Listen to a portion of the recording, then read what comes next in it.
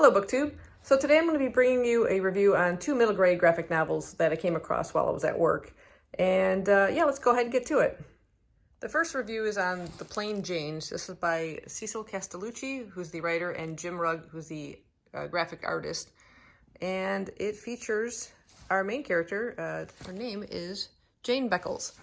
And she has been living in Metro City with her parents. And after a rather traumatic event, she just happened to be in the wrong place at the wrong time. She now kind of suffers from PTSD, and her parents, particularly her mother, is very fearful of them continuing living in this area, and they decide to move out to kind of an urban location. So this is Jane's kind of having to deal with the fear that she suffered from this, like I said, this traumatic event, and also now fear of being like the new girl in school. The book is broken up into like three monochromatic colors. You have green, pink, and blue. And the first section, after the forward, deals with just the Plain Janes. And the Plain Janes are a group of girls that she meets at school in the luncheon room, sort of like finding her place is sort of at the nerdy girls table. And they all just happen to be named Jane. They're nicknamed like Theater Jane, Sporty Jane, and Brain Jane, and she becomes like Main Jane or Art Jane. It kind of had a Spice Girls feel to it with that kind of theme going on.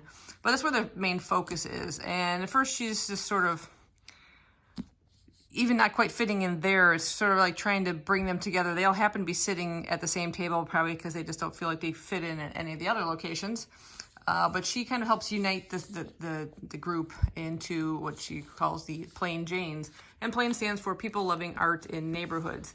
And she, along with the other Janes, started doing this sort of random acts of art throughout the neighborhood, kind of to bring something to the people.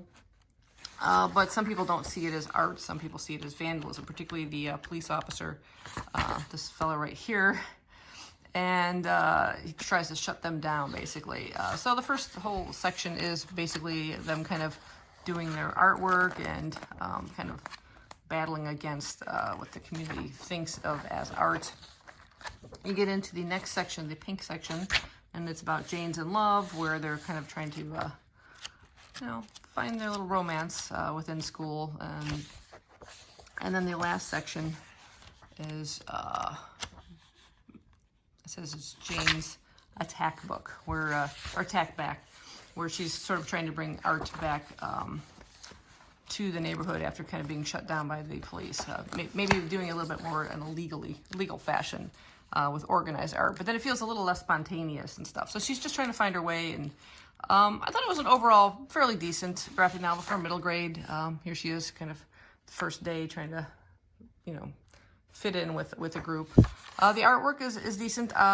In terms of the monochromatic look to it, I don't usually mind that. I like the blue, which kind of stood out a little bit better than this pink was pretty washed out, a little bit more difficult to see some of the images and stuff. But overall, I like the artwork. Storyline was just kind of basic for me. Nothing super fantastic. There they are, kind of like geared out. I felt like these other characters, though, kind of suffered from a little lack of depth. They seemed a bit stereotypical, sporty and theatrical and stuff like that, and brainy. I just wanted a little bit more from those characters. It would have been nice to get a little more in depth with them. We have another kind of bit of a love interest with the boy she meets at school, but she's also kind of having this letter writing, kind of a pen pal, but a one-way pen pal with a boy that was involved in the same terrific accident she was in Metro City when she ends up suffering from PTSD. So he was also involved in that, and she kind of like writes her thoughts like almost in a diary type letters to him, and that was kind of nice to get a little insightful into her thoughts and stuff. But yeah, overall it was a fairly decent one. It's a pretty big chunker, as you can see. There's some nice artwork on the cover as well underneath the dust jacket. And yeah, overall it was a fairly decent graphic novel. I think I gave it like around 4 stars. The next one I have is Newsprints.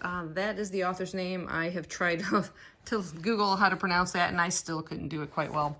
But it features our main character, Blue. She's an orphan in a world that's sort of steampunkish, it's described as. But if you look at like the setting and the clothing and the vehicles, it's got like a 20s feel to it. There's a war that's been going on. That's why she ends up being a orphan. And she becomes a newsboy, but she's in disguise because obviously at this time, girls aren't really accepted into this profession, even though with the war, there are women filling in men's roles all over the place. But for some reason, she feels that she will not be accepted amongst her peers if they discover that she is female. During the course of delivering her papers, she's also kind of in areas where it's like not her territory, and she ends up being chased by some other newsboys and ends up running into this inventor, there he is, named Jack. And it seems a bit kind of sudden, but he ends up accepting her as an apprentice. It just seemed out of the blue in the story. And that's a big problem with this particular graphic novel, is the plot's just kind of all over the place, and the pacing is a little bit too fast for the story. You don't really understand why things are taking place in some cases, and I just felt it was a bit rushed. I really was drawn to the artwork. It's very colorful, it's very bright, very detailed.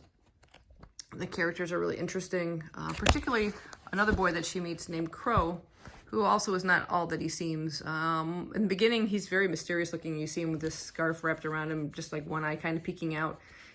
He's always around crows, and he seems to shun humans, pretty much, mostly adults, but she instantly becomes like a friend with him. Like, this was like, that's also very sudden too. And like I said, the whole pacing of it seems very, very rushed to me. So that was a bit of a disappointment. I was really, really enjoying just flipping through and the imagery and stuff like that, but the story just didn't kind of uphold. It does leave you with a bit of a cliffhanger, and there is another one that comes after this called Endgame. If I happen to stumble across it, I will read it. Like I said, I just borrowed these two from work, so I'm not actively going to go looking out to purchase a copy of it. But if I stumble across it, I probably will read it just to see how the author kind of continues the story. But overall, that's my thoughts. I think I gave this one like 3 stars on Goodreads. And yeah, so if you guys have read either of these two, let me know what you think of them, or if you think you might even be interested in reading them. And I hope you enjoyed the review, and I will talk to you guys next time. Bye-bye.